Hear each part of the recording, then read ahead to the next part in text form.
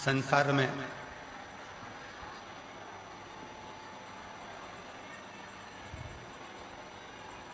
इस पूरे विश्व में, पूरे संसार सागर में चार ऐसे होते हैं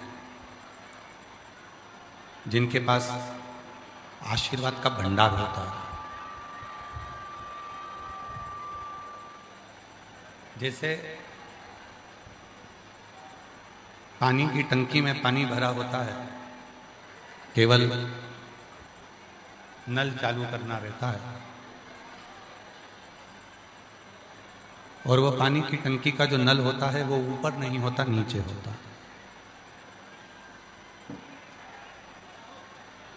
पानी की टंकी के नल को हमेशा लगाया जाता है तो नीचे लगाया जाता है।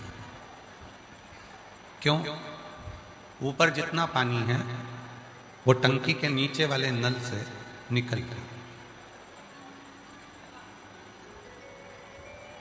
पानी की टंकी में पानी भरा है और नल जो लगाया गया वो नीचे लगाया गया, जिससे टंकी में जितना भी पानी हो वो पूरा की पूरा पानी निकल जाए।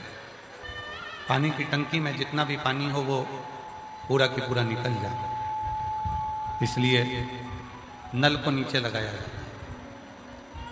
उसी तरह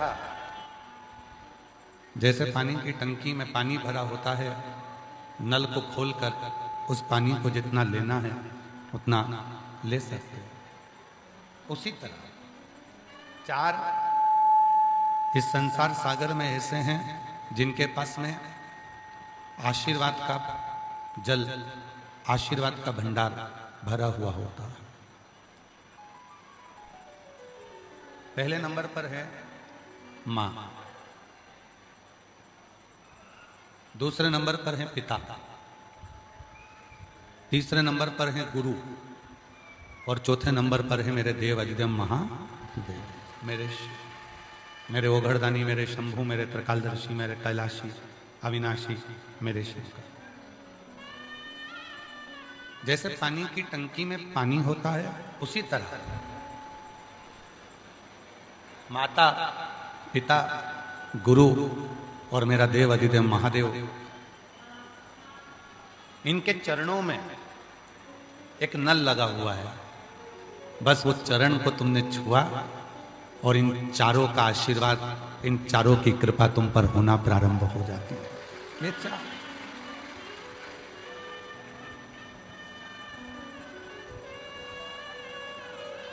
चरण छूने पर, चरणों का स्पर्श कर लेने पर शिव महापुराण में एक बड़ी सुंदर बात कही गई है। माता के चरण छुओ, पिता के चरण छुओ, देव अधिदेव महादेव के चरण छुओ, पर गुरु के भी अगर चरण छूना है तो दूर से ही उनके चरणों का मात्र दर्शन कर कर अपने जीवन को कृतार्थ करो। गुरु चरण का केवल दर्शन ही हमारे संपूर्ण जीवन को सुख दे देता है। गुरु चरण का केवल दर्शन ही हमारे जीवन को आनंदित कर देता है। आप लोगों को मालूम है अपने घर में गुरु का फोटो क्यों लगाया जाता है? अपने घर में अपन गुरु जी का फोटो क्यों लगाते हैं? कभी किसी से पूछा कि हमारे अपने घर में गुरु जी का फोटो क्यों लगाया जाता है? गुरु का फोटो क्यों लगाना चाहिए? जिसको आप हृदय से गुरु मानते हो उसका फोटो अपने घर में क्यों लगाते हो? उसका एक कारण है, गुरु दिन रात भगवान शंकर की अविरल भक्ति में डूबा हुआ होता है, भगवान के भजन में डूबा हुआ होता है। उसके भजन करने पर, उसके स्मरण करने पर शिव की दृष्टि एक ना एक दिन उस गुरु पर जरूर पड़ती है। और यदि उस गुरु का चित्र हमारे अपने घर में होता है तो जब शिव की दृष्टि गुरु पर होती है तो उनकी दृष्टि हमारे घर पर भी हो जाती है और हमारे घर का भी कल्याण हो जाता है।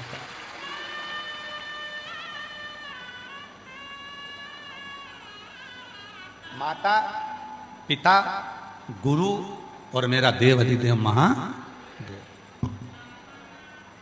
इनके चरणों में जब हम प्रणाम करते हैं, इनके चरणों में जब हम नमन करते हैं तो हमको प्राप्ति होती है। प्राप्ति। क्रीम कौन कौन लगाता है अपने चेहरे पर? जरा हाथ उठाओ तो। कोई सा भी क्रीम लगाते हो? लगाते तो हो, चलो ठीक है। अगर क्रीम नहीं लगाते तो एक काम करो, दांत कौन कौन घिसता है? ब्रश करते हो सब पेस्ट से? जम के तो बोलो। कोई भी पेस्ट आप यूज करते हैं, कोई भी पेस्ट आपके पास में है, आप उससे दांत तो घिसते हैं?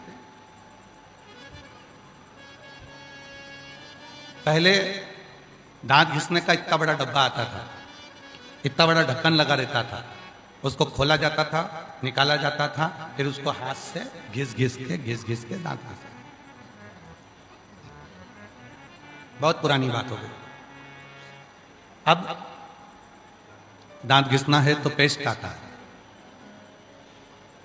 पेस्ट से, उस पेस्ट के अंदर के भाग को निकालने के लिए क्या करना पड़ता है?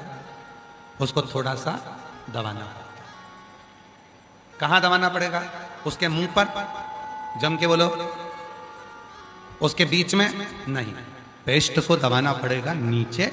नीचे जैसे ही दबाएंगे वैसे ही उस पेस्ट बाहर निकल कर आ जाता है। क्रीम को जैसे ही नीचे से दबाएंगे क्रीम निकलकर बाहर आ जाता है। उसी तरह माता पिता गुरु और महादेव के चरण को जैसे ही दबाते हैं तो उनका आशीर्वाद निकलकर बाहर आ जाता है।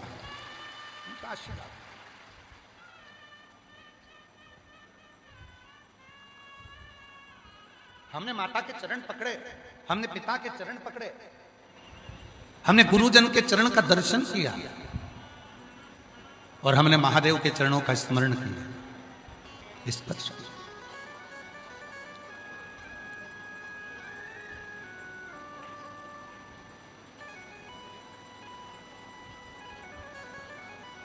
बस जैसे ही हम महादेव का चरण का स्पर्श करते हैं, जैसे ही हम महादेव को नमन करते हैं, वैसे ही उनका आशीर्वाद बरसना प्रारंभ हो जाता है। उनका आशीर्वाद, कृपा बरसने लगती है। माता पिता गुरु और महादेव, इनके चरणों का स्मरण, इनके चरणों की प्रीति, इनके चरणों को नमन हमारे जीवन में एक सुख की अनुभूति करा देता है, आनंद की अनुभूति करा देता है। कभी बन सके तो अपने माता के चरणों को नित्य नमन करो।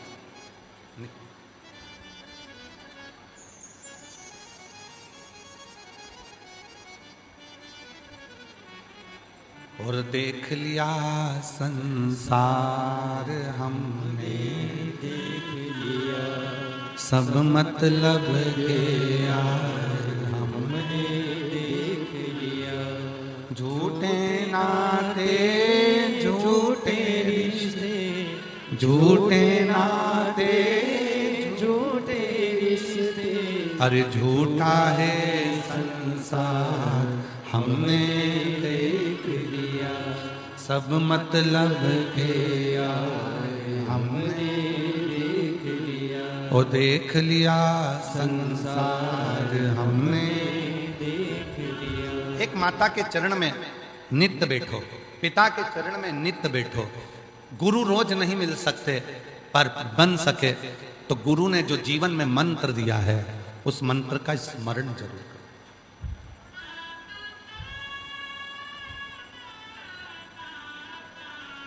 कई लोग कहते हैं, क्यों गुरुजी, हमारे यहाँ जितने भी गुरु आते हैं वो मंत्र देते हैं, आप गुरु दीक्षा नहीं देते क्या? देते हैं, पर साल में केवल एक दिन गुरु दीक्षा का केवल एक दिन रखते हैं, और वो रहता है गुरु पूर्णिमा का दिन, जिस दिन सीहोर में रहकर 5-7 दिन तक शिव पुराण की कथा होती है, भक्त कथा सुनते हैं, और आखिरी दिन गुरु पूर्णिमा पड़ती है। फिर गुरु पूर्णिमा का गुरु मंत्र लेकर लोग अपने अपने घर को चले जाते हैं, केवल एक दिन। और वो गुरु दीक्षा लेने वाले आते हैं, गुरु पूर्णिमा के पहले 5 दिन 7 दिन तक कथा सुनते हैं, और कथा सुनने के बाद फिर गुरु पूर्णिमा पे गुरु मंत्र लेकर अपने घर को जाते हैं।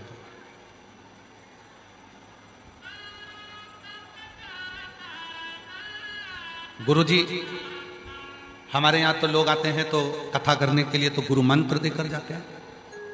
अगर आपको कथा में से कोई मंत्र चाहिए तो एक मंत्र अपनी जिंदगी में उतार लीजिए, श्री शिवाय नमस्ते।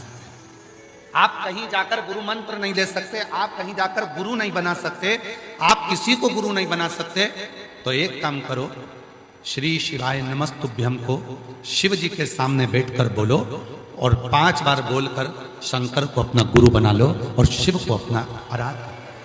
शिव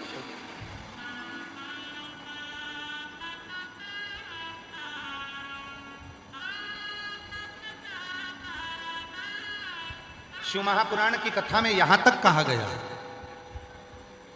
कि घर के माता, घर के पिता और पति परमेश्वर, ये भी गुरु की संज्ञा में आते हैं।